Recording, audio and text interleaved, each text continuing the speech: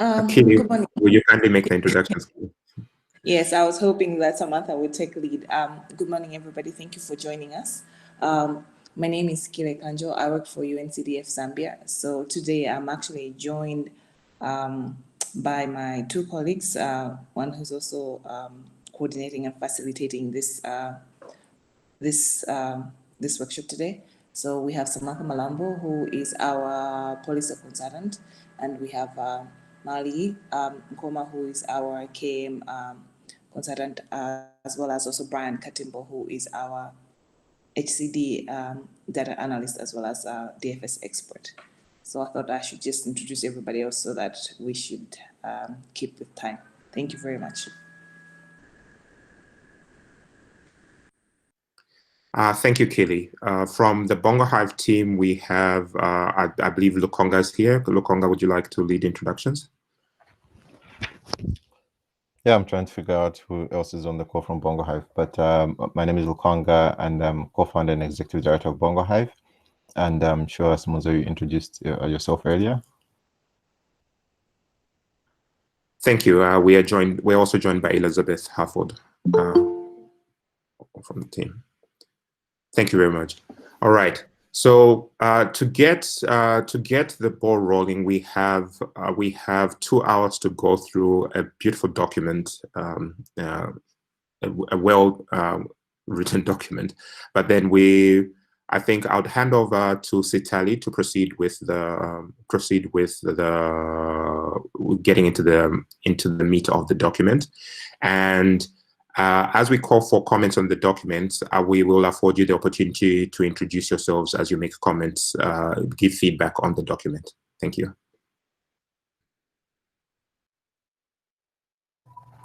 Thank you, Simonza. Okay, before I get into the document, I'll share a short presentation just on the background of what we're trying to do here and where we're coming from.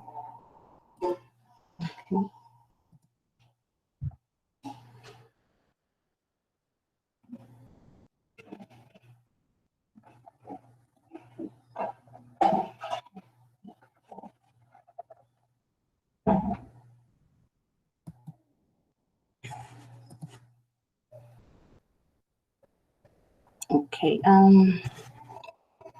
just trying to maneuver how to share this screen. Just give me a few minutes, please.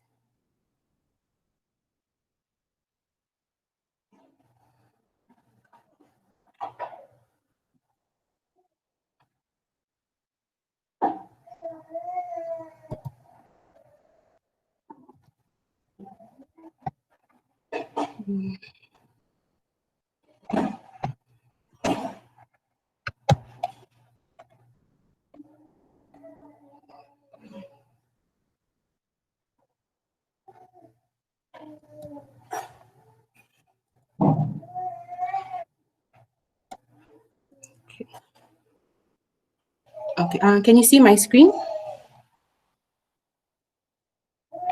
Yes, we can. You can put it in presentation mode if you like. Okay. Okay, there we go. So once again, I'd like to welcome everybody to our stakeholder consultation on the draft guidelines for a regulatory sandbox for capital markets. I'll briefly go through the content of this short presentation. We'll talk about the background, where we're coming from, and we'll just define the sandbox. We'll see what opportunities we have for Zambia, and we'll look at our journey so far. So the background is that we've seen a rise in the use of innovations in the recent years, and these innovations present immense benefits to the financial services ecosystem. However, with the innovation, we see risks that come up to the financial services ecosystem, such as cyber risks, technology risks, data privacy, and protection risks. We also have mis-selling risks, governance risks, etc. So the Commission has also observed an increase in the number of inquiries and applications from existing capital market operators. We have also unregulated firms that are aspiring to deploy innovations, which could be captured under the current SEC Act in full or in part. So So the Sandbox definition we have is that it's a framework set up by a financial sector regulator to allow a small-scale live testing of innovations by private firms in a controlled environment. So the Sandbox offers benefits such as maintaining investor protection. It also ensures fairness, efficiency, and transparency of the securities market. It also aims to help reduce systemic risk. So from our perspective as the Commission, our perspective on fintechs and the opportunities this offers for Zambia is that, like we've mentioned earlier, we've seen the growth in the industry, the fintech industry. And also we've seen that there's political will to grow the sector. That is through the development of the National Financial Sector Development Policy and the National Financial Inclusion Strategy. We also have regulatory backing in that this project is included in our strategic plan for 2018 to 2021.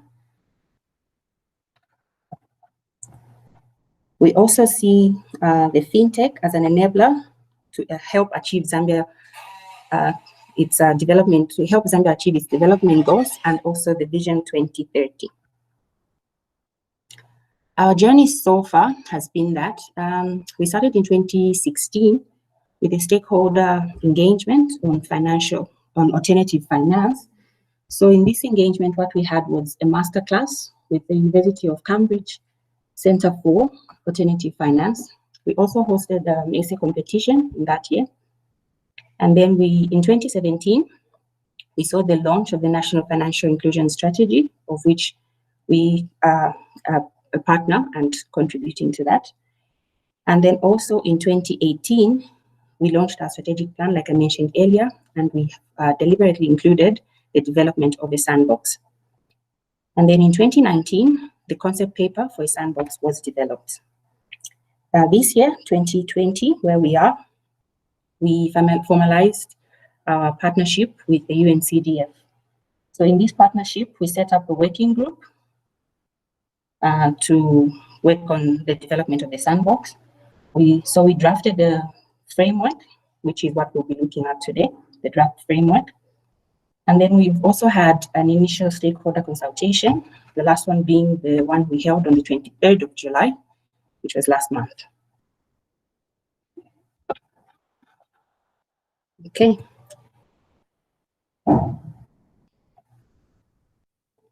So I'm now going to the document. Share the document. Thank you, Study. As you share the document, I'd just like to ask participants that you are welcome. If you do have, as the document is being shared, if you do have any questions, please use the chat functionality so that we can track the questions that you have. And we can also come back, circle back to you with regards to questions. It also just helps us ensure that common questions are answered at the same time. Thank you. Okay, thank you, Simuza. Okay. As Simuza has highlighted, we are free to give your comments. You are free to give your comments during the presentation in the chat. And what I'll do to just help this session be a bit more interactive, when I finish a section, going through a section, we can give our comments and questions at that point. You just introduce yourself, say where you're from, and then give your comment or contribution on that section. Then we can move like that. Okay, so the document is before us. It's a regulatory sandbox guidelines for capital markets. This is the contents page. I'll quickly go through the definitions that we have. The Act, this refers to Securities Act number 41 of 2016 and any subsequent amendments thereof. The applicant refers to a firm that has applied to participate in the sandbox. Consumer, all natural persons and all registered firms, including non-profit corporate and statutory firms in Zambia, who use financial products or services. Fintech is a financial product, service, or solution enabled by technology. Innovation is a proposed fintech or innovative financial product or service or solution that does not exist in the capital market or has characteristics that are significantly different from existing ones. Innovations may include blockchain, crowdfunding, peer-to-peer lending, and investment, artificial intelligence, and automated investment advice. Live testing refers to putting on trial a proposed fintech or other innovative product or service or solution in a live environment under a set of conditions and limitations environment. Participant refers to a firm that has been successfully admitted into the sandbox. Then the sandbox is a regulatory framework under which firms can trial test their proposed fintech or other innovative products, services, or solutions in a live environment under a set of conditions and limitations.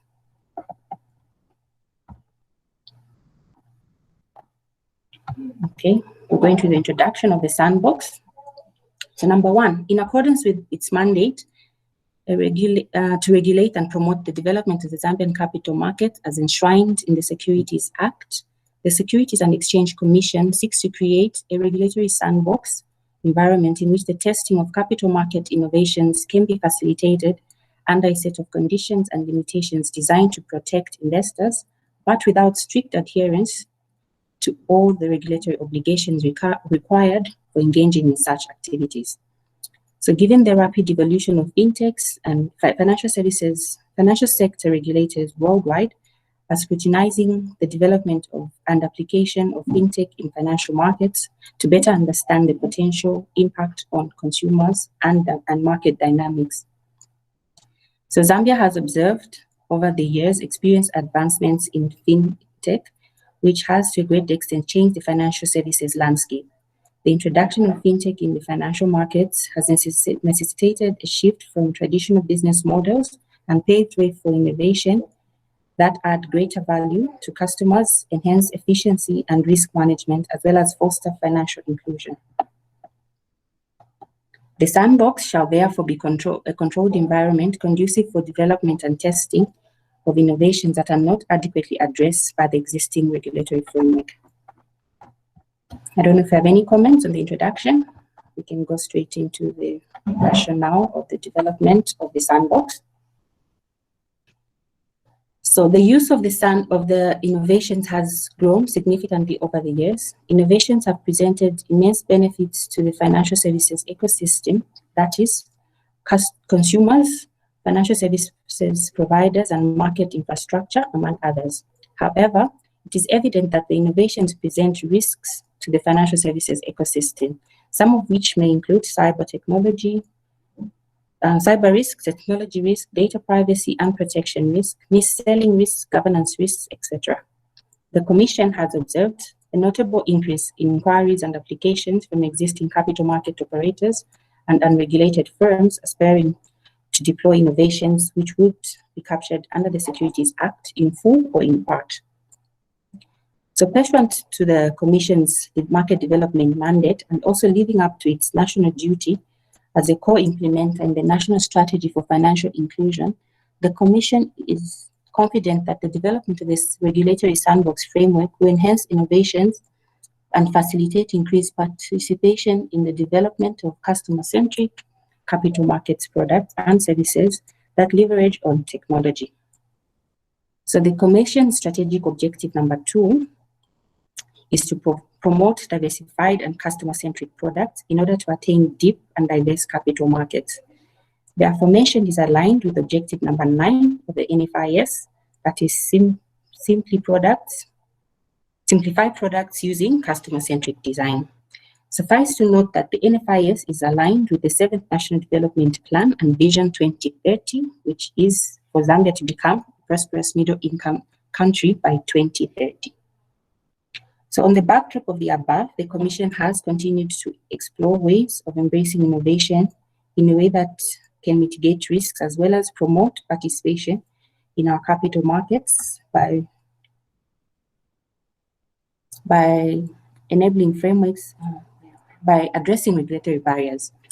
It is envisaged that the sandbox shall provide a framework to facilitate the live testing of proposed innovations in a controlled environment with set parameters over a specified period. Therefore, the sandbox is poised to position our local capital market as an attractive market constituting of an enabling framework that enables would-be participants to test their financial products or services as easily, conveniently, and efficiently as possible in a timely and cost-effective manner without placing undue risk on investors and the financial system in general. We envisage the sandbox to bridge that to be a bridge that addresses the concerns about regulatory compliance, whilst ensures access to a vibrant and growing capital market. Thus, our desire is that the sandbox will enable the Commission to scrutinize, admit, and support the development, as well as facilitate a safe introduction of innovations in the capital markets. We believe the sandbox creates an opportunity for bridging the expectations gap between the would-be participants, that is product or service innovators, and the regulators, being the Commission, in an environment that permits a clear understanding of the potential impact on consumers and the financial services ecosystem as a whole. The sandbox shall guide firms that aspire to deploy capital markets-related innovations, such as fintechs, but are unclear about the applicable legal and regulatory requirements, as they may not fit into the existing framework. Thank you, Stali. From the people, do we have any comments so far on the introduction and rationale? Are we fine with it? Carrying on as it is? Any feedback from you?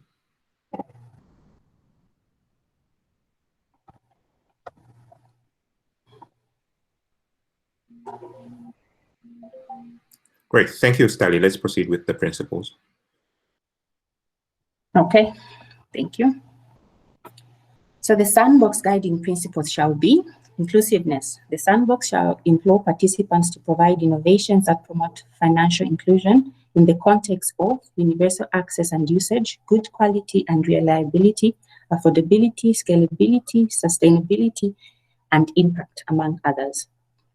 Ethics and integrity. The sandbox shall require participants to have a good code of conduct, a strong corporate governance framework, and compliance with legal and regulatory requirements, as well as conform with international best practice standards. The sandbox participants must have credibility and integrity and must not use the platform as a tool to circumvent legal regulatory requirements. Consumer protection. The sandbox shall require participants to put in place appropriate measures to safeguard the interests of consumers of the proposed innovation. Transparency. The sandbox shall require participants to adopt an open communication policy, to be accountable, and to disclose material information when necessary. This will enhance collaboration between the Commission and the participants, as well as ensure effective monitoring of the sandbox process. Regulatory flexibility. The Commission shall waive or relax some regulatory requirements during the sandbox lifespan. However, some general provisions of the legal regulatory frameworks shall apply. We have an appendix that highlights the legal regulatory requirements that the Commission may consider to relax or maintain on a case-by-case basis. I'll pause here again. Any comments on the principles? Thank you, Steli, and definitely any comments. There's a comment from Austin who says he would appreciate if we could summarize rather than read through the actual guidelines. I take it that people have had the opportunity to read through the document, so maybe we could get to highlight the sections and help ask people to come section by section to ask with questions according to what they have read. To respond with what they have read. Okay. If everybody feels that way, not a problem. We could do that.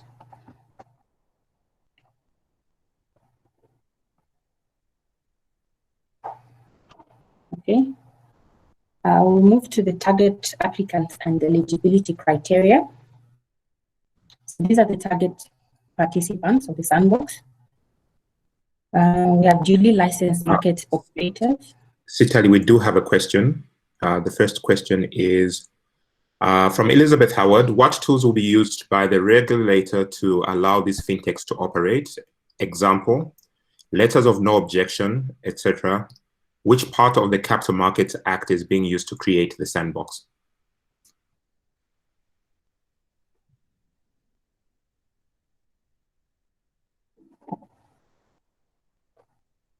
Okay. So you said what tools? Could you just? The first question is what tools will be used by the regulator to allow these fintechs to operate? For example, letters of no objection, and etc. That's the first question. Then the second question is which part of the Capital Markets Act is being used to create the sandbox? Okay. I'll attempt the first question. We do have where it's highlighted actually in these guidelines that we will use a letter of authorization as one of the tools to monitor the sandbox. And then for the second question, I will ask for assistance from my colleagues from the Commission. I don't know if Tingase or Mr. Tuli is present, or Mr. Nonde to help us with that question.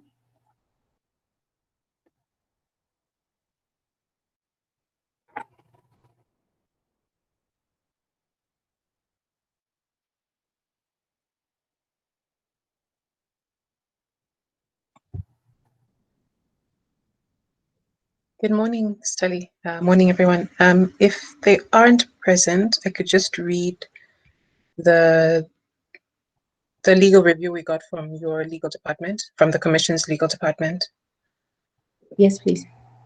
So it's Part 2, Subsection 9 of the Securities Act, which allows the Commission to create and promote a conducive environment for capital markets, and that is to create rules and regulations. So it's particularly that section of the Act. Thank you, Samantha. Thank you very much, Samantha.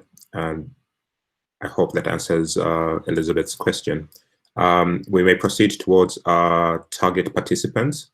I believe that we have some questions coming up, but if you want to give an overview on target participants, please do so.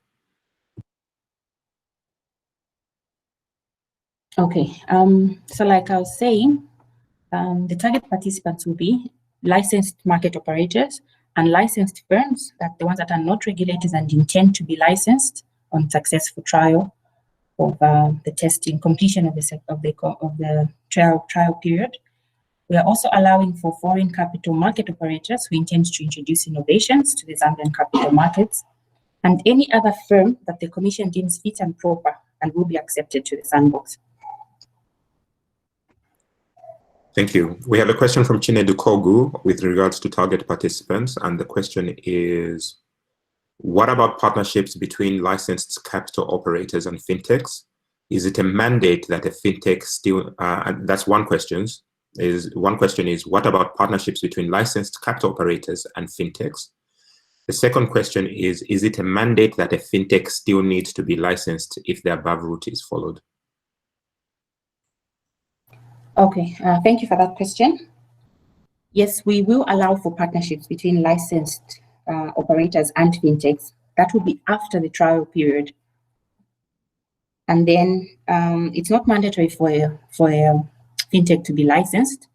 What will happen is at the end of the trial period, you have the option to pass on your innovation to a licensed entity in the market, or to partner, like we've said, or to simply exit with your product.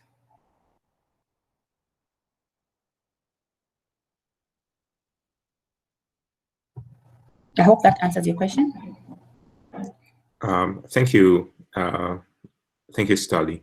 And I do not see any more questions around our target participants, so we can proceed to application categories. Okay. So the categories will be innovative product development. Applicants of the sandbox must fall in any of these: innovative product development or distribution, alternative finance intermediation. So we'll allow things like peer-to-peer lending and investment, crowdfunding entities, debt rotation, rewards, such. We'll also allow for digital assets, innovative insurance underwriting, blockchain, alternative risk transfer mechanisms, automated investment advice, claims adjudication and payments, artificial intelligence, and any other category that the Commission may deem fit. Thank you, Stali. Chinedu Kogu has a question, which is, What about services that expose foreign stocks for Zambian clients for purchase? What category would this fall under?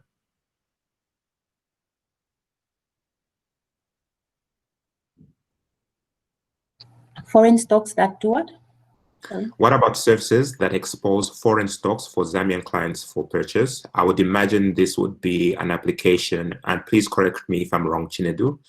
This would be an application that would allow Zambians to be able to buy stocks in another country, for example, the JSE in South Africa, or the longest stock exchange in Malawi, for using an application that is that they can download and operate and pay for in Zambia.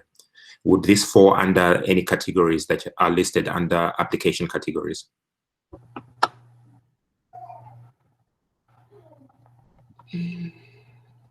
I could take this one, Stali. Okay, thank you, Samantha. Because this is an activity that currently does happen, but in a manual way, if it's presented as an innovation through a digital platform, that could fall under the sandbox. So any activities that fall under the purview of the Securities Act that are being approached in an innovative or making use of a digital platform can fall under the sandbox, provided. Yeah, I think let me end there. Thank you. We also have another question from Muya Musokotwane, which is, with regards to cryptocurrency, what is the scope? Is it specifically the issuance of security tokens?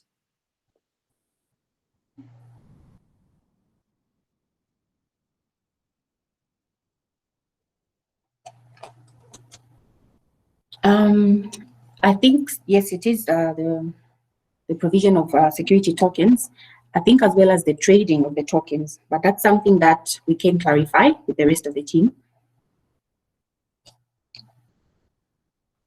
Thank you. There's another question again with regards to where an innovation involves activities that are regulated by other entities such as ZICTA or the Bank of Zambia. This comes from Potter Muchelemba. Will these entities also be in the scope of the sandbox?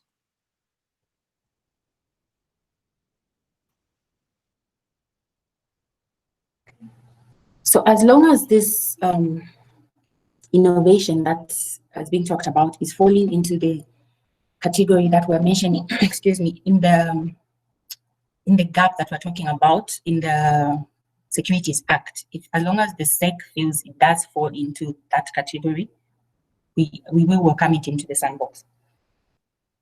Great. There's two questions around crowdfunding, which is the sandbox particularly focused on development of fintechs, on developed fintechs rather? This is from Leonard Zulu. Those that are operational or near operational? If not, what benefits accrue to startups such as his that are still in the development phase? Also on crowdfunding, question on equity crowdfunding. If an SME raises equity capital on such a platform, they would be viewed as public offering of securities under existing laws, presumably, and this is from Elizabeth Howard. Will the sandbox allow the SME to remain a private entity doing a public raise, or will the SME need to convert to a public company? Similarly, will there be an exemption to some company law areas that make crowdfunding for SMEs complicated? For example, limitations on number of shareholders in a private company, audited accounts, etc.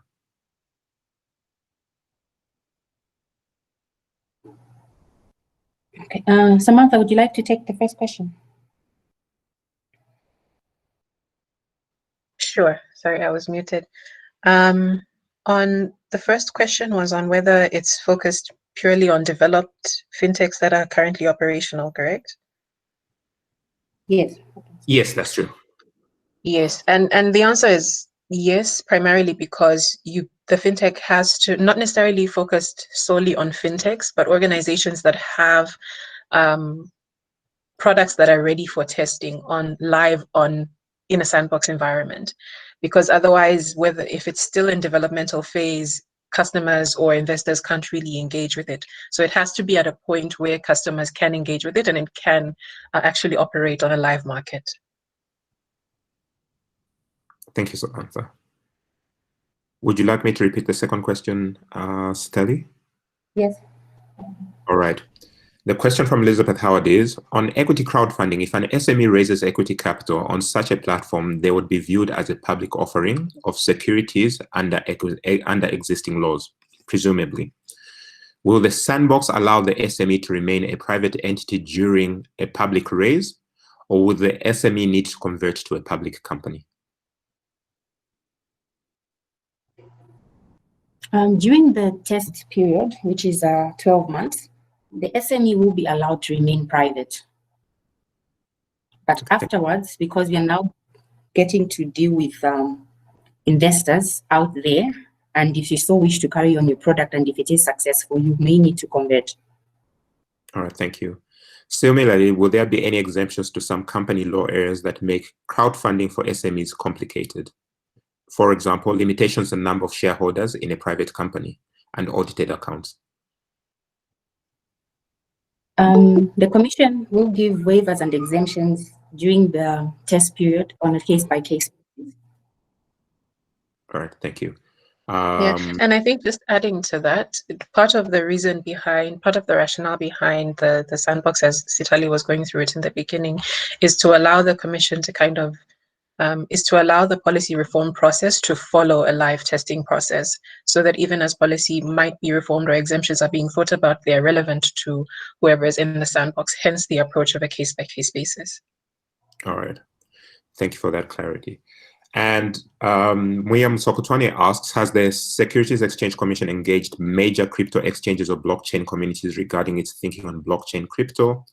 If no, would introductions to such be welcome?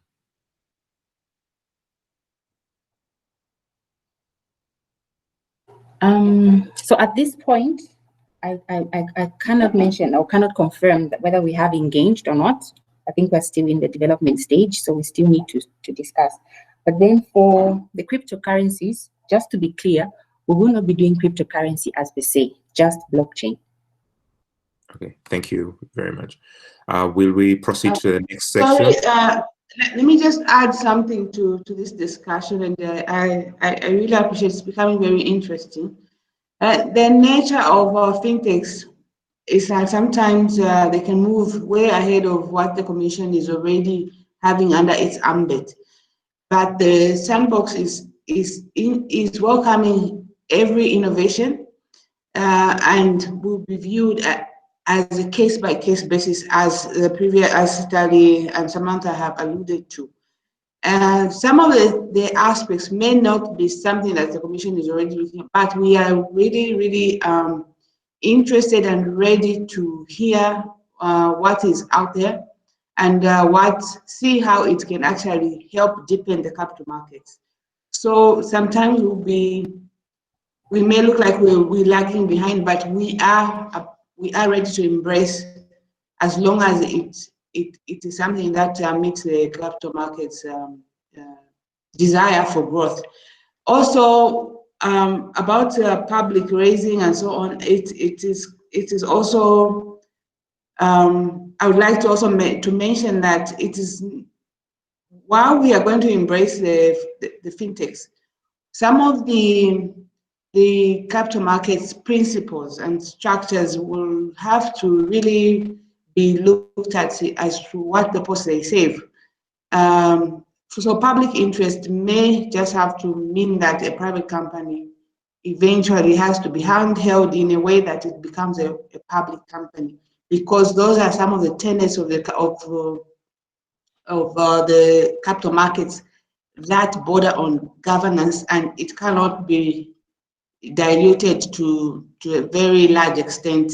So it's going to work on a two-way basis, where we are developing that fintech to become eligible as they exit, to be able to play in the capital markets as they should, and also while they have contributed to the innovations and provisions of financial products in the capital markets. I thought I just contribute to what the previous clarifications have been made.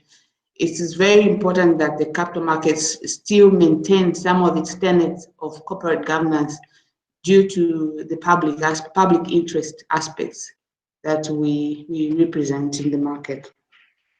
Thank you. Thank you very much, Dingase.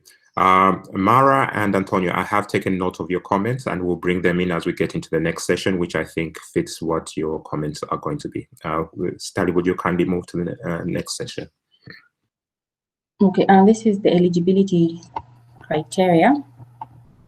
So for the criteria, we have the scope of the sandbox, meaning the innovation to be admitted has to be in line with the objectives and principles of the sandbox.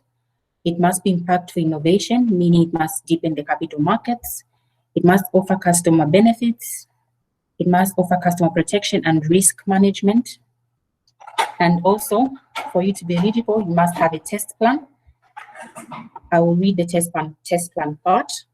And the participant must ensure that the proposed innovation is at an advanced stage, ready to test stage, which may, among other things, entail having a detailed test plan outlining timelines for execution of key sandbox stages, milestones, having a reporting framework, having clear and concise methods of testing and controls necessary during the test trial. They must also have an exit plan as an eligibility criteria. Institutional reputation, the participant must have a team with requisite skills, good ethical conduct, and the firm must prove to be commercially viable. It must also have product specification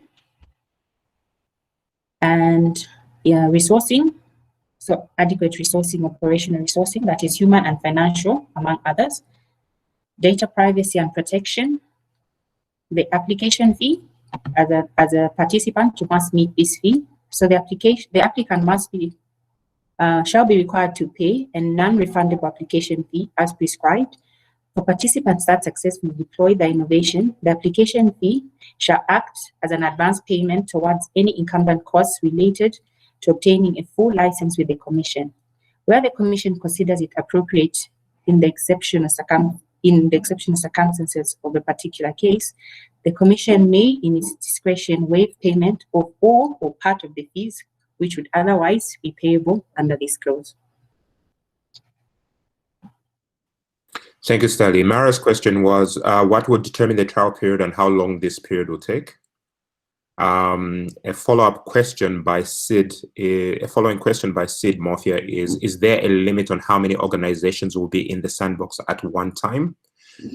Muya Musokotwane asks, has PACRA been engaged with this process? For example, if security tokens are issued, would they need real-time registration of shares with PACRA?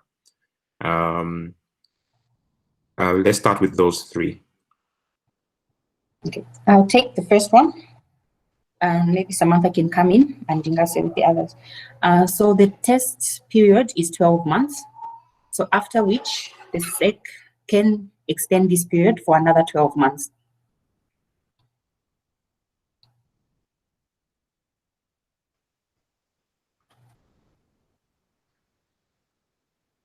Samantha? Thanks.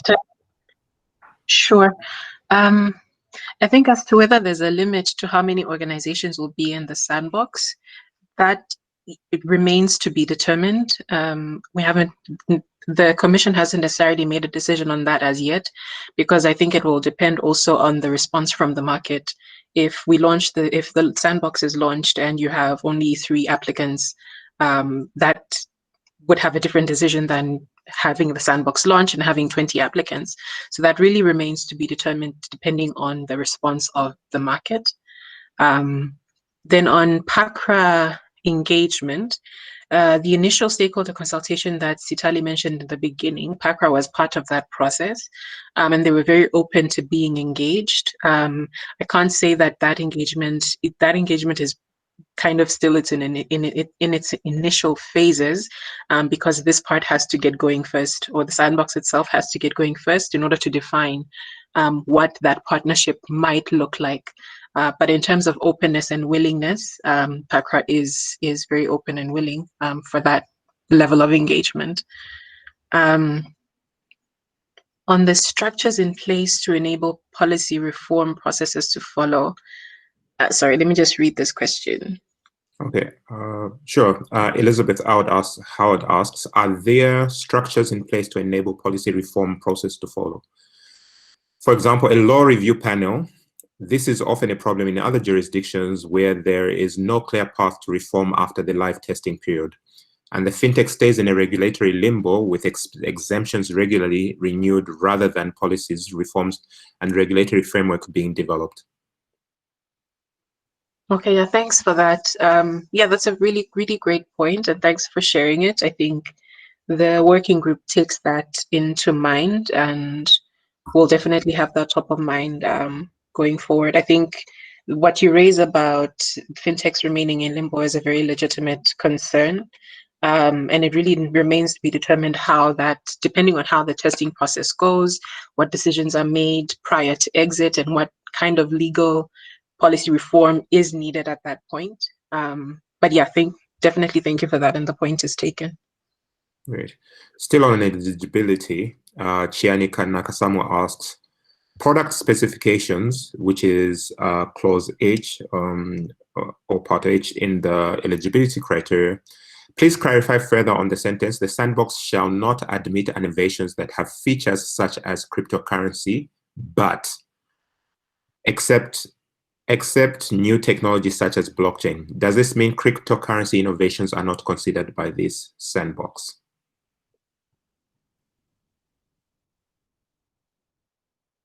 I'll start. I'll say yes, the cryptocurrencies, as said in the criteria, they will not be admitted. But blockchain, like we've highlighted, will be admitted amongst other technologies. Samantha, would you like to add to that? Sure. I think the rationale behind this, really going back to Dingase's point, the rationale behind this is trying not to kill too many birds with one stone. Cryptocurrency is I think a much deeper engagement than we are able to go at this specific point. But going back to Dingase's point, the Commission remains open to observation, to learning, to introductions. So it's not entirely off the table, but for this particular sandbox, cryptocurrency innovations won't be considered, but platforms relying on blockchain will be. Thank you. Patience Malambo has got a question with regards to scope, in which he asks, if a Zambian fintech is accepted in the sandbox, are they able to offer their services globally, obviously doing the proper KYC as required, or is the expectation that they only offer the services to people resident in Zambia?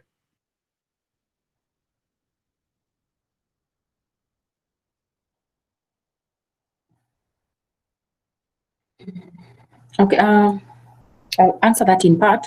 Correct me if I'm wrong, Samantha, but then our thinking behind the sandbox is that we'll be testing in our environment. So we may need to restrict it to the Zambian setup.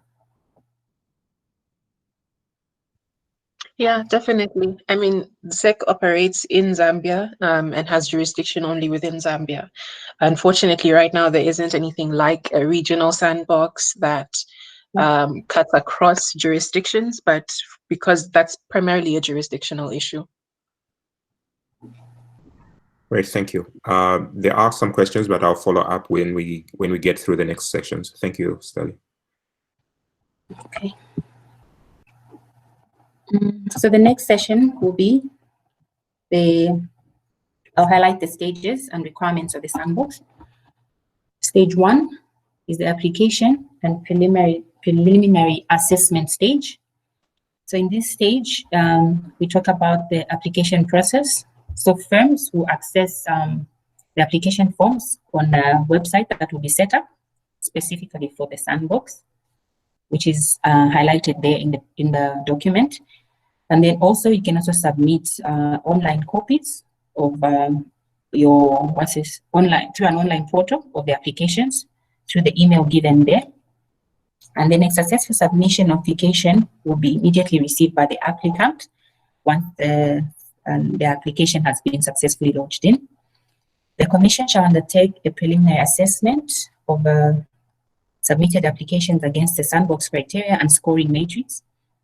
And then the Commission may request for more information. That's if we feel the information that's been given is not enough. And then also based on the preliminary assessment, the Commission shall determine whether the proposed innovation can be admitted to the sandbox for testing.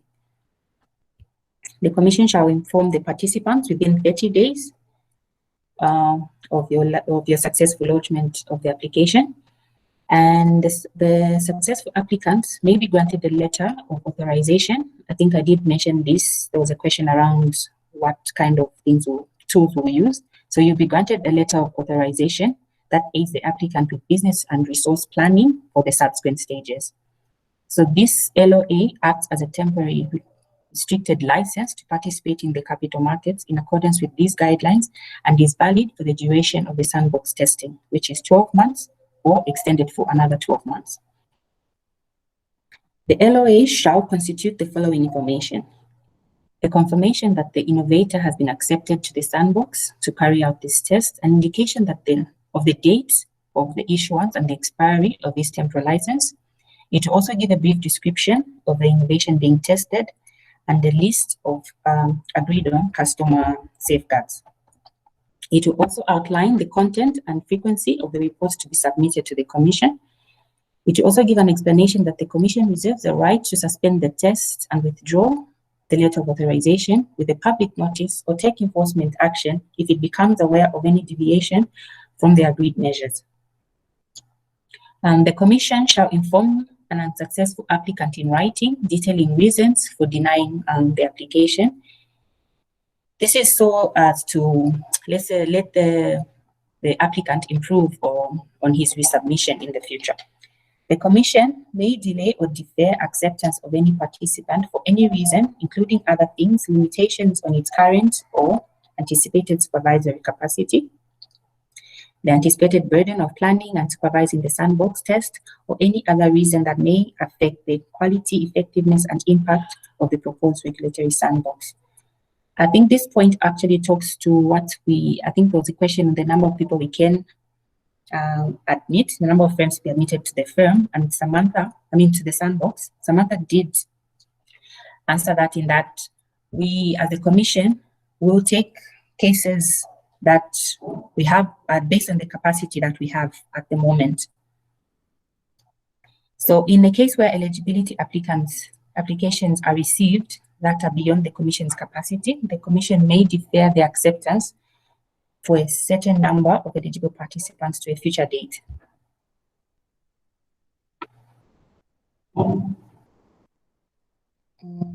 Timoza? Okay. Thank you, Study. Do we have any questions on stage 1 of entry into the sandbox?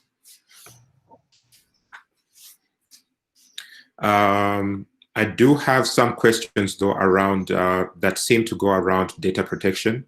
So these are, Abikai Tembo says, is there any data protection laws, regulations set up? Can data be stored in the public cloud in the region, or is the data only supposed to be stored in Zambia?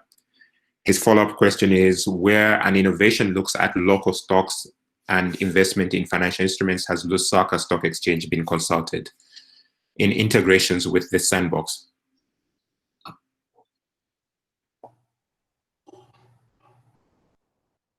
I will take the second question first. Yes, the Lusaka Securities Exchange has been consulted. Like Samantha mentioned, we did have an initial stakeholders workshop where we did invite all stakeholders, and seeing as this is a capital market related sandbox, the Lusaka Securities Exchange is definitely a partner in this project.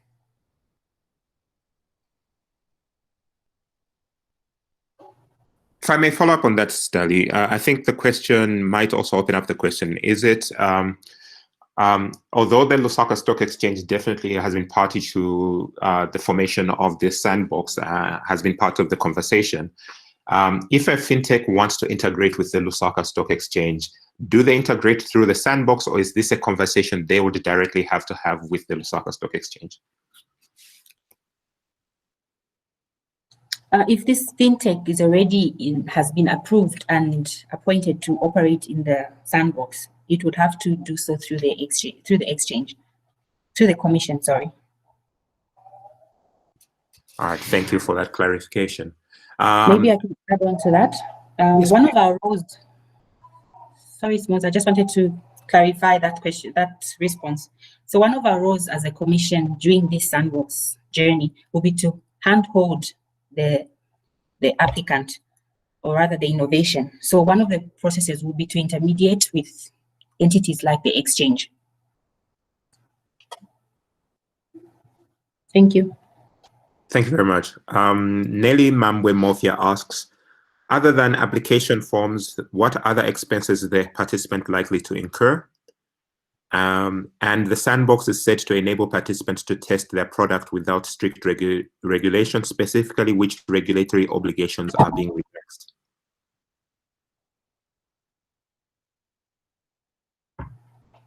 I'll start with the second question, I think. Which regulatory, what was the question again? Sorry. Because I think she was asking what's being relaxed. The first question is, other than the application form, what other expenses is the participant likely to incur? So the question around any fees that need to be paid for people for fintechs to participate in the Sandbox.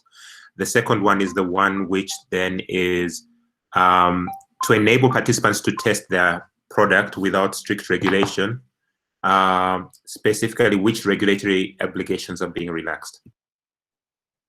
Okay, so for the fees, like we've mentioned, it will just be the application fee, and the fees can be waived depending on the situation.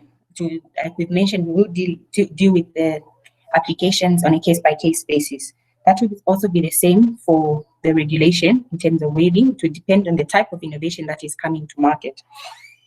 So the Commission will scrutinize the application on a case-by-case basis, and so the waiving of regulation will not be general, but instead will apply on a case-by-case basis. Thank you. We may proceed to stage 2. Okay, so stage 2 is preparation. The participant shall, in consultation with the Commission, develop parameters, control, boundaries, and safeguards to guide the live testing of the innovation. The proposed conditions shall to a large extent border around the elements consisting of the Sandbox criteria, that is consumer protection and risk management framework, resourcing for development and testing of the innovation, and an exit plan, among others.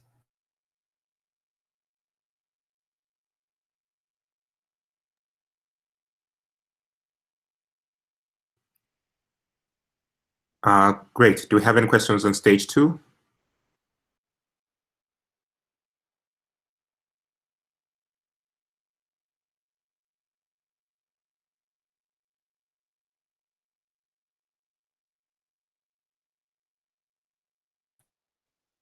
All right. There are no more questions on on stage 2. There are other questions on crowdfunding that I'll leave towards the end of the session. We can move to the next stage.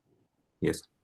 Yeah. Then the Commission will actively monitor and supervise participants in order to assess their compliance with the Sandbox conditions. The participant will be required to propose a reporting framework and submit periodic test plan reports to the Commission. The test plan reports shall, among other things, inform the Commission on the status of the participants' adherence to the Sandbox conditions, as well as inform on unprecedented risks. The reporting requirements shall be as follows. The participant shall be required to submit periodic reports to the Commission during the Sandbox lifespan. The Commission may determine the nature of periodic reports to the participant that the participant will be expected to submit. At the request of the Commission, the participant shall be required to submit ad hoc reports. The reports prepared by the applicant shall contain the following information: KPIs, key issues arising, incident reports such as fraudulent activity and mitigation measures thereof, detailed account of customer grievances and redress actions taken thereof, proposed changes to the participants' organizational structure, proposed changes to their business plan, and any other material information. The Commission and the participant shall agree on the frequency and timelines of the submissions thereof.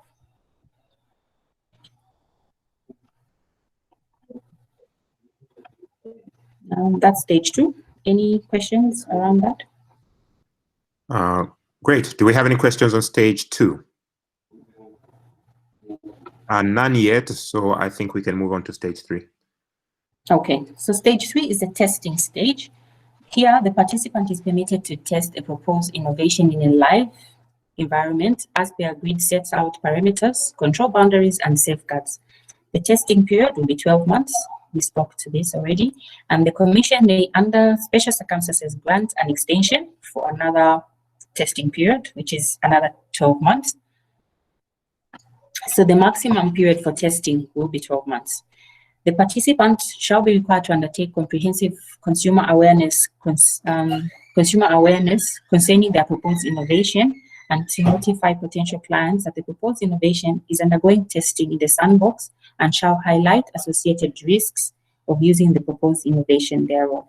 The provisions of the Securities and Exchange Commission directives on anti-money laundering and countering the financing of terrorism or proliferation of 2017, the Securities Advertisement Rules, the Securities Conduct of Business Rules, and any other applicable securities legislation will apply unless an exemption has been granted by the Commission. That is pursuant to Section 4.2 of the Securities Act. The participant will be required to get a signed consent from potential clients, acknowledging that they understand the proposed innovation is undergoing a test trial in the sandbox and are fully aware of the associated risks. As a measure to promote transparency, the Commission shall reserve the right to publicly publish non-confidential information, such as the name of the participant and its proposed innovation, the duration of the testing stage, and the description of the proposed innovation, among others. So to alter the testing plan, the participant shall submit a written request to the Commission justifying why the alteration being requested for is necessary. The request may be made at least 30 days in advance to give sufficient time to the Commission to make a decision. The Commission shall, within 30 days of receipt of the alteration request, communicate to the participant. The participant shall inform the Commission promptly if any unforeseen circumstances have impaired its ability to commence or complete the testing. Then the Commission shall advise the appropriate course of action accordingly. That's it for stage 3. Great. With regards to stage 3 testing, Chinedu Kogo asks, will these guidelines still be applicable where the fintech is working with a capital market operator? Yes, there will be once finalized. Thank you. Do we have any further questions with regards to testing?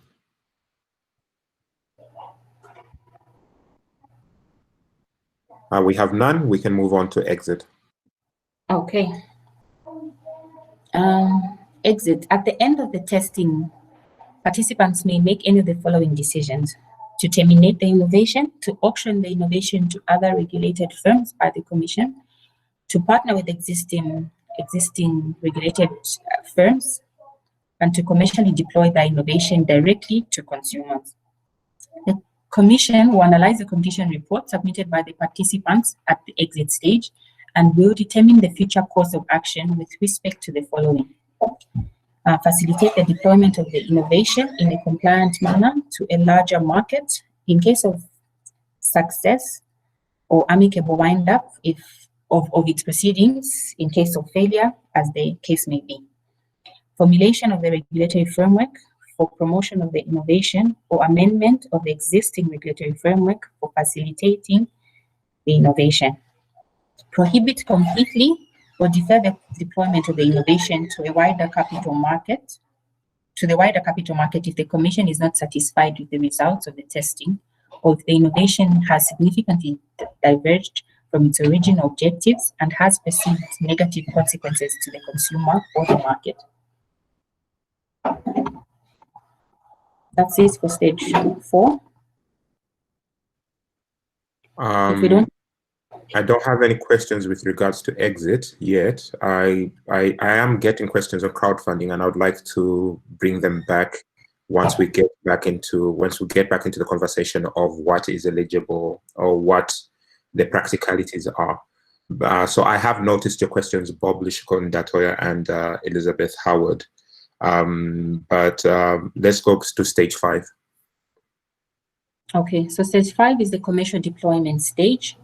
Here, the participants that have successfully completed all the stages of the sandbox testing may be granted official approval by the Commission to commercially deploy their proposed innovation. The official approval shall be granted within 30 days upon receipt of the exit report. If the regulatory framework for the innovation has not yet been implemented at the end of the sandbox testing period, the Commission may allow successful participants to continue operating within the sandbox until the regulatory framework is implemented. Thank you. Thank you.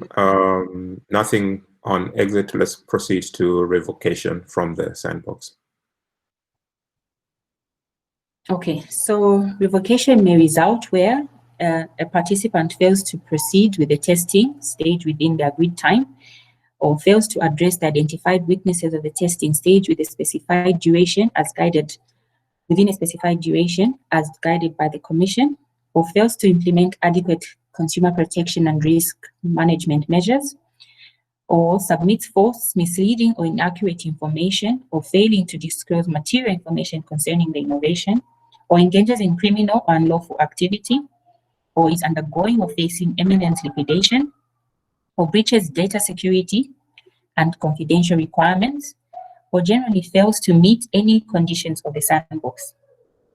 And the Commission shall within 30 days notify the participant in writing of its intention to revoke the proposed innovation from the sandbox. Once the intention to revoke is communicated, the participant shall within 30 days respond and show cause why its innovation should not be revoked. If the Commission considers the participant's response unsatisfactory, it shall immediately revoke the innovation from participating in the sandbox and inform the participant of this revocation within 7 days. A notice will be communicated via public gazette or in mainstream media. Do we have any questions around revocation? None yet. Do we have any questions with regards to revocation? All right, great. I believe it's completely understood. And let's get to, it looks like we can move on to the next section. Okay, so the next section will be the procedures after revocation from the sandbox. Here, the participant must notify its clients of the new revocation and advise them on the redress procedures to address imminent losses. The participant must publicly make available a notice of revocation, and the notice must be made via mainstream media. The participant must implement their exit plan and immediately terminate the provision of services or onboarding of new clients. The participant must effect their compensation plan and ensure all persons who suffer pecuniary loss occasioned by any default of the participant or any employee of the participant in the course of or in connection with the test trial being a loss in relation to any money, securities, or property which was entrusted to or received by the applicant or employee on behalf of the applicant are compensated. The participant must also meet all contractual obligations to clients. It must generally comply with obligations agreed upon in the sandbox. It must also, within 30 days from revocation of approval, submit a report detailing actions taken to wind up and exit the sandbox smoothly.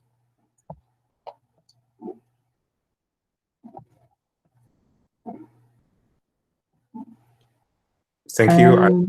And still, with regards to revocation, nothing. So that would be, it seems that's fine. So I think oversight and management of the sandbox naturally would becomes the next stage we can look at. Okay, so for the oversight, the Commission is going to establish a sandbox technical committee to oversee the activities of the sandbox. The committee shall, among other things, be responsible for monitoring and evaluating and advising participants on all stages of the sandbox. It will also make recommendations to the appropriate committee for admission of applicants into the sandbox. It shall also primarily compose of Commission staff and may employ external expertise both local or foreign. And the committee shall be supported by the relevant commission staff where necessary, and shall be chaired by the director responsible for market supervision and development at the commission.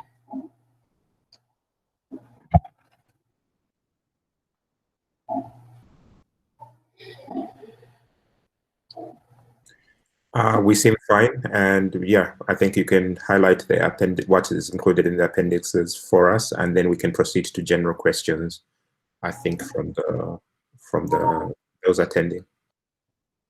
Okay.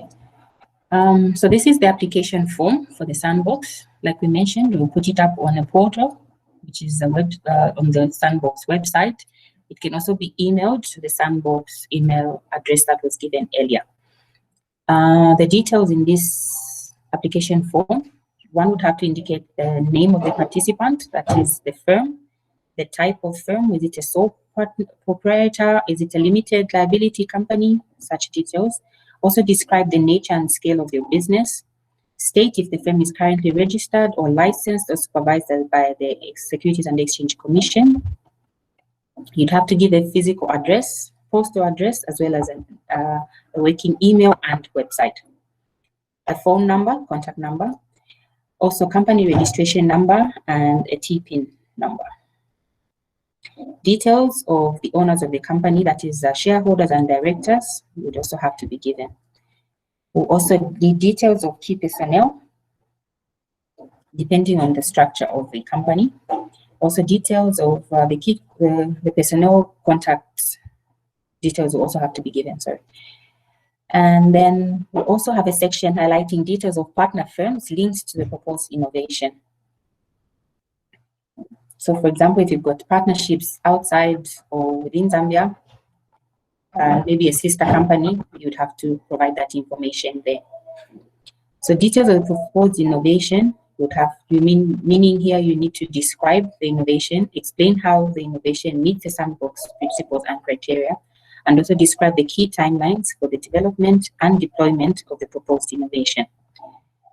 The applicant will also need to describe the current stage of the proposed innovation that you have, describe the underlying technology and infrastructure of the proposed innovation, indicate the relevant standards, accreditation, compliance of underlying technology and infrastructure for the proposed innovation. The applicant would also have to state the location of the technology and infrastructure for the proposed innovation. Also describe the risks that come with this innovation, and for each risk, describe the mitigating measures and that the proposed innovation shall employ. I think that's about all. Maybe I can also highlight the attachments that an applicant would have to submit together with the application. This will be your business profile, profiles of key personnel, a business plan, financial statements, a test plan, and a risk management framework.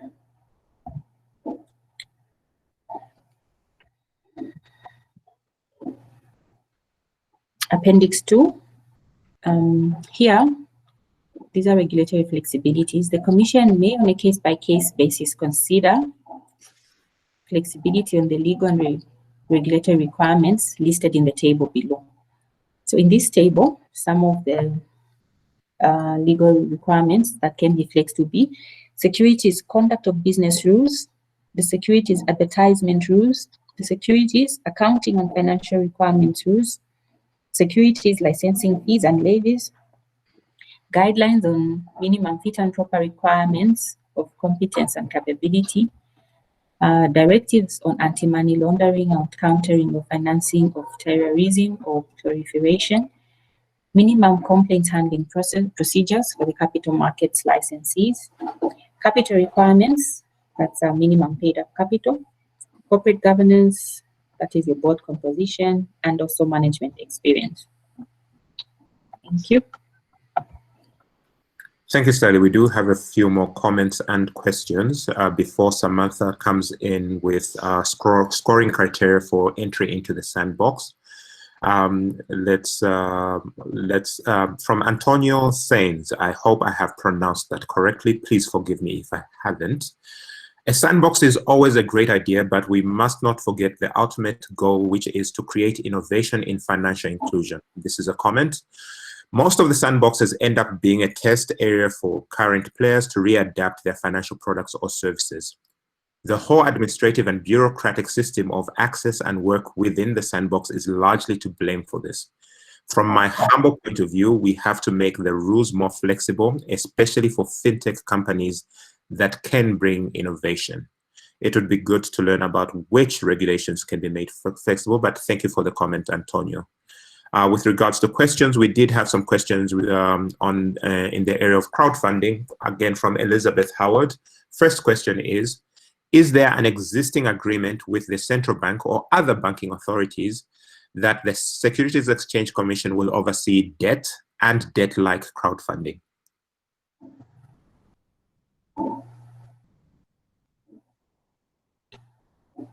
I'll take that one. Then maybe Dingase can also come in.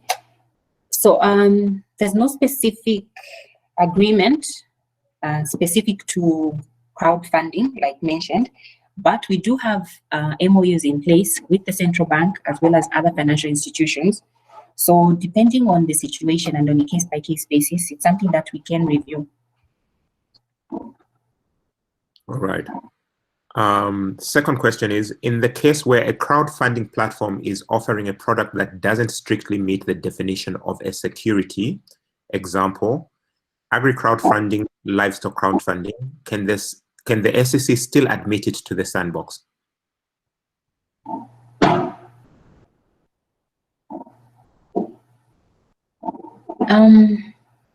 It would the innovation, like mentioned, would have to be something that would need to deepen the capital markets. So would have to go into the nitty-gritties of that particular innovation.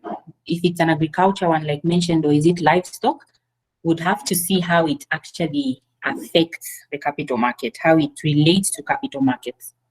Then it can be admitted. That's why the case-by-case review will be very important on our part. Okay, great. In similar light, speaking about bonds, Bob Ndatoya asks, in a case of a fintech or participant developing a climate bond or green bonds that take more than 12 months, climate bonds can take up to 5 years or more, will such be eligible for the case of crowdfunding?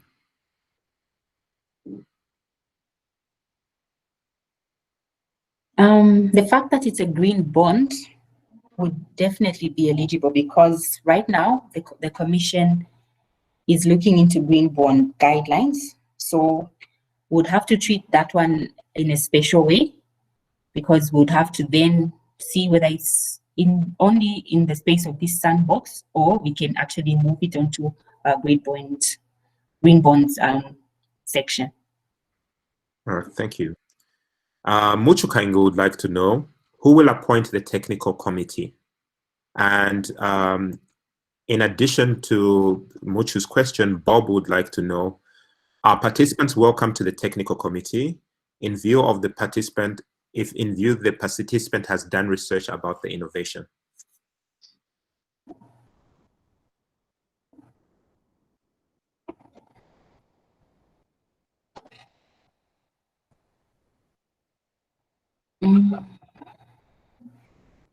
Okay, so the technical committee will be established by the Commission to oversee this, the sandbox.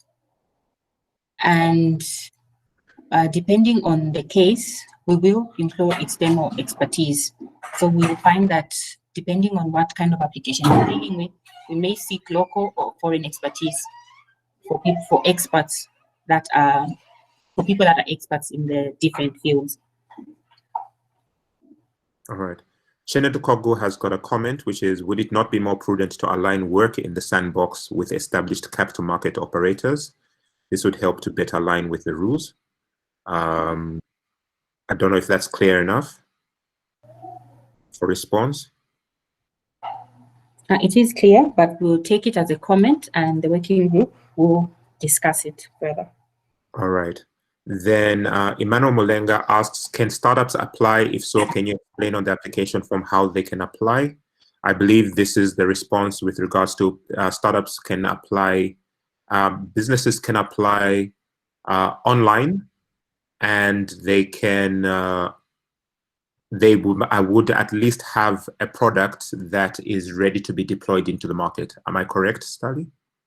Yes. All right, thank you. Chenet Kogo asks again, can we engage the Securities Exchange Commission regularly during the sandbox to aid further refinements to the developed products and services? Definitely. The Commission is open for engagement. All right.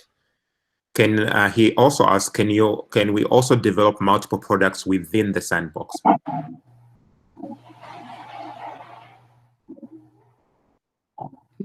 Samantha, would you like to help me on that one? I think I actually said in my head, that's interesting, because I knew I was on mute. I don't think the working group has considered this as yet. I think we'll take it back to the working group for consideration. Yeah. Which brings up the question, what gets into the sandbox? Is it the company or is it the product that gets into the sandbox? It's the innovation, if I'm not mistaken. All right. Yes. It's the innovation that is in the sandbox. All right. So, yep. All right. Sid Mafia asks, is there provision as part of the hand-holding for technical expertise to be brought in during the trial to support the technical development?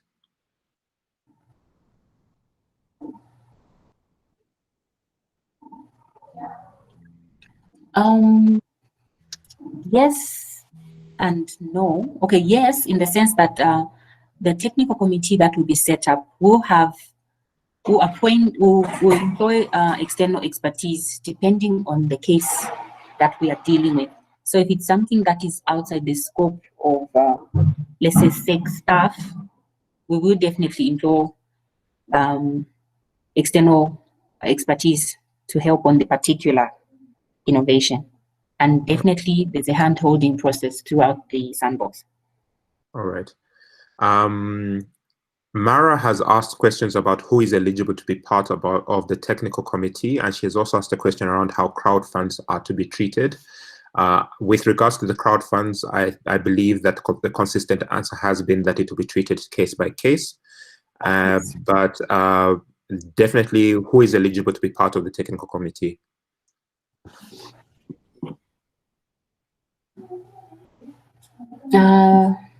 I highlighted earlier, the technical committee will be established by the Commission, and they will choose who should be part of it. Definitely, we have Commission staff that deal with applications and also from different sections, because we have sections that deal with market transactions, we have sections that deal with legal. So we have to have a committee that is all-encompassing with representation from each of these departments. And then also, depending on the type of innovation, like we've mentioned earlier, we will employ external expertise. All right. Undum Tale would like to know, do we have target timelines with regards to when you'd the Commission would like to launch the sandbox? Yes, we do have target timelines. Maybe Samantha will tackle the timelines. Sure. From our last stakeholder consultation, the target was to have it launched, to be receiving applications by January of 2021. So the idea is to have it launched later this year. September was the initial target, but September is next week, so later this year. All right, thank you very much, Samantha. Abikai Tembo asks, if a startup's product relies on support and external APIs, which, like mentioned, will be from stakeholders like the Lusaka Stock Exchange, how can they be ready to deploy if they need the sandbox? Or do they need to prove their product is independent of the sandbox, unless I do not understand what your sandbox will provide? Sorry, Simonza, could you repeat that question? I mispronounced your name. It's Ibaki. Thank you very much for that correction, Ibaki Tembo. The question is, if a startup's product relies on support and external APIs, which, like mentioned, will be from stakeholders like the Lusaka Stock Exchange, how can they be ready to deploy if they need the sandbox?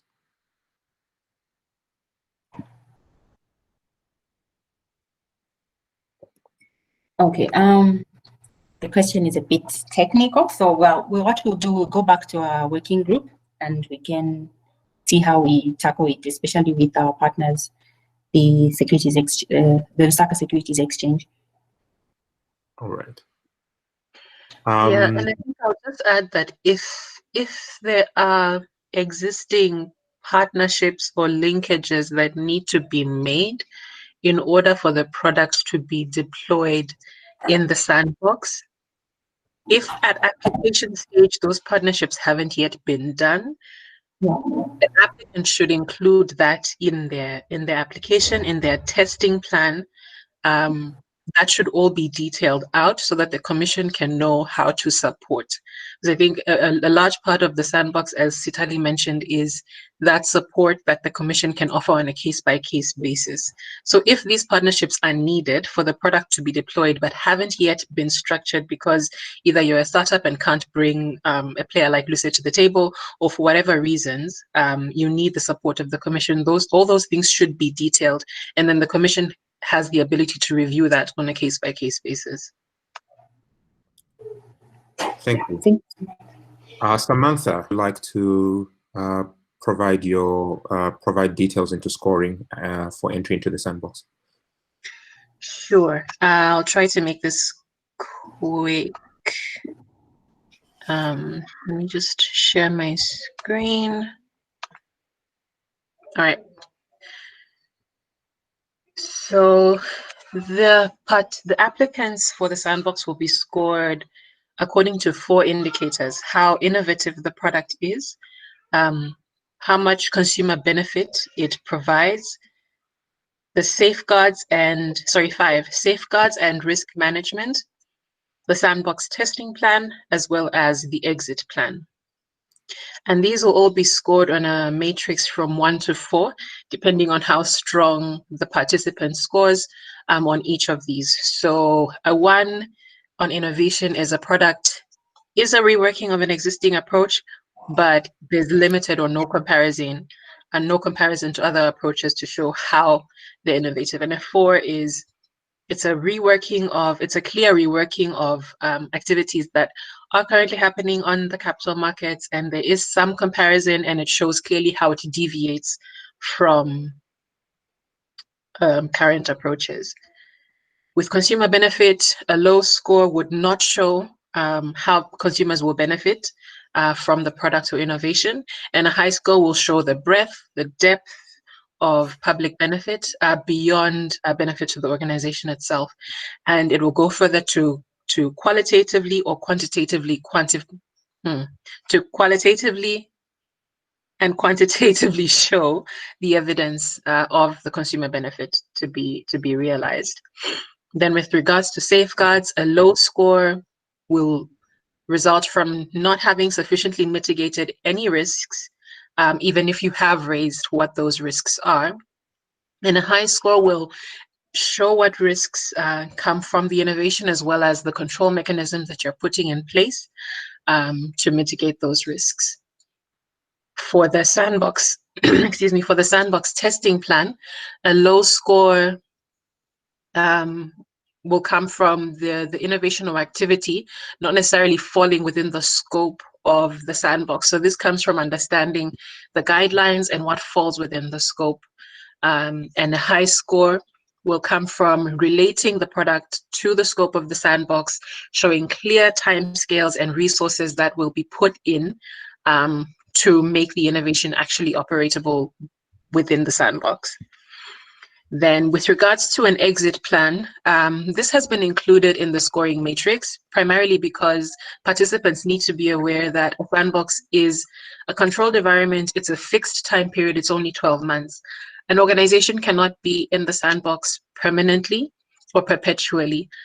So from the initial stages, even though the exit plan might change based on the activities within the sandbox and different results from testing, even though the exit plan might change, there needs to be an initial exit plan at the point of application. So a low score will come from an exit plan having clear deficiencies and an organization not necessarily thinking about how the innovation can be deployed at scale. So on the live market, outside of the sandbox, when you're now dealing with customers at scale, what deficiencies are there, what risks are there, and how can you mitigate them? So a low score comes from not necessarily thinking through that, and a high score comes from thinking through that quite extensively. Yeah, and that's the five key indicators that applicants will be scored against. Thank you. I imagine that people will want to get a copy of this so they understand what they will be scored with. Will this be made available to participants or people that apply via the website? Yes, this can be made available. All right, great. Thank you. We don't have any questions. Do we have any questions from the participants with regards to the scoring criteria?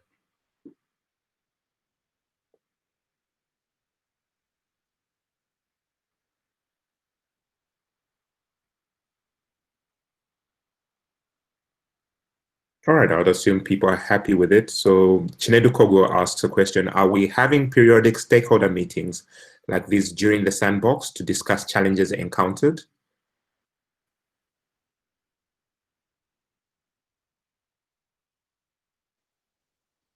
I can take that one. I think the idea with the sandbox is for each participant in the sandbox to have a close relationship with the commission.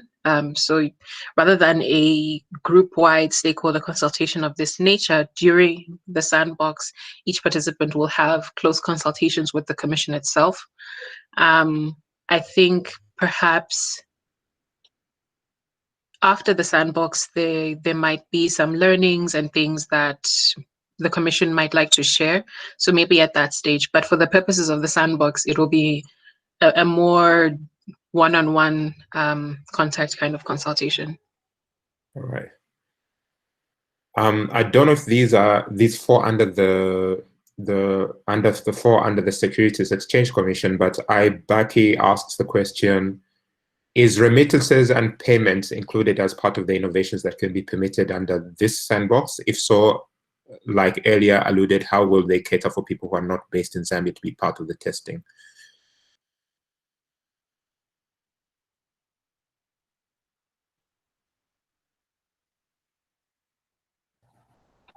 Thank you for the question.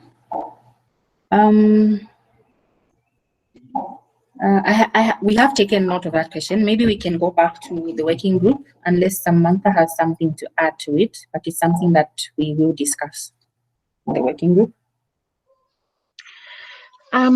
Definitely. I'm just trying to think through to understand the question. Yeah. Zambian in the diaspora. Okay. Remittances and payments. That's another question. The question is around remittances and payments, which correct me if I'm wrong, but wouldn't that fall under the central bank? Yes, that falls under the central bank. And yeah, that falls under the central bank. All right. So that would be a conversation for the central bank. With regards to the diaspora, are there guidelines from the Securities Exchange Commission about innovations surrounding Zambians in the diaspora? Zambians in the diaspora being an investor in an innovation running in a sandbox?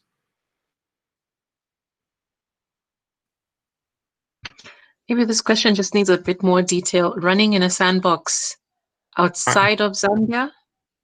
Wanting to pilot in Zambia? I imagine if the question is around Zambians in the diaspora investing in companies that are in the sandbox, that would be an engagement between the company and the investor?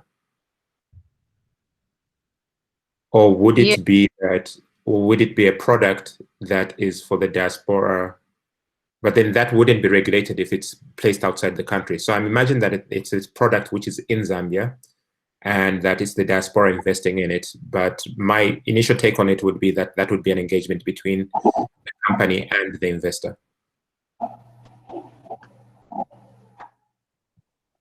Yeah. Yes. Yes. Maybe I was gonna just say that I think in the application form, we did have a section that states whether you have affiliation to a foreign investor. So you are able to mention that part in the application form, and it's something that the Commission will take into consideration and see how we will go about it. But it's not the product that is outside the jurisdiction of the Commission. As long as the product is here in Zambia, then yes. Maybe the partner is the one that's outside. I think if correct me if I'm wrong, that's how you meant your question to. He agrees that Bob agrees that the question has been answered. So thank you very much, Study. Okay, thanks. We have 20 more minutes to go. I just want to clarify, just want to understand if there, just want to make sure that there are, find out if there are any more questions to be asked, any clarifications to be sought. Otherwise, I would hand back to Sitali and Samantha to find out if there are any further comments to close off this session.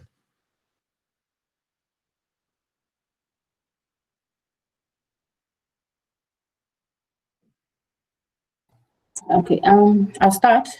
From our end, I don't think we have any further comments. Just to thank everybody and thank you so much for your time and your contributions.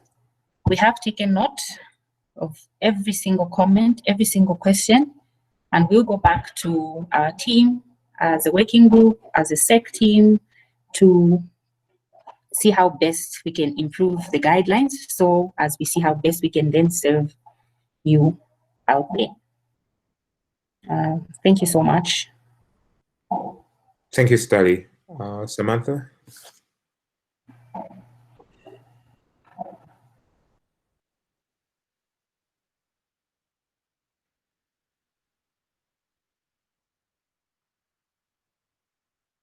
Samantha, do you have any closing comments, or are you speaking with your device on mute?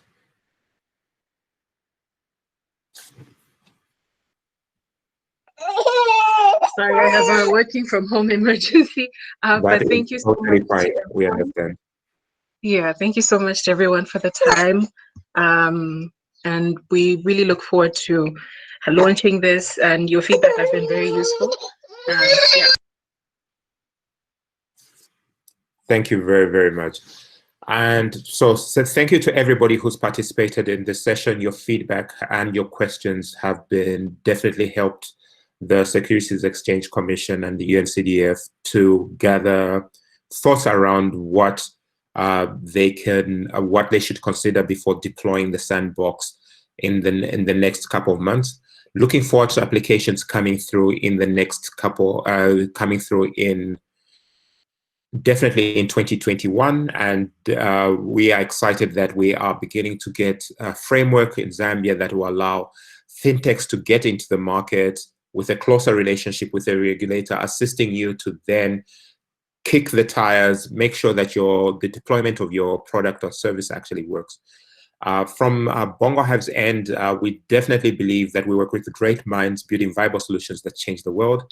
And definitely the great minds that have come together for this conversation have definitely contributed to a valuable Sandbox development. And we're excited to support innovations that come through Bongo Hive and other incubators and other partners that are here, and definitely lead them towards investment and growth. Thank you very much, and may everybody have a great day and enjoy the weekend ahead. Thank you, Smoother. Thank you, everybody. Thank you, Simunza. Thank you, team. Thank you, everybody.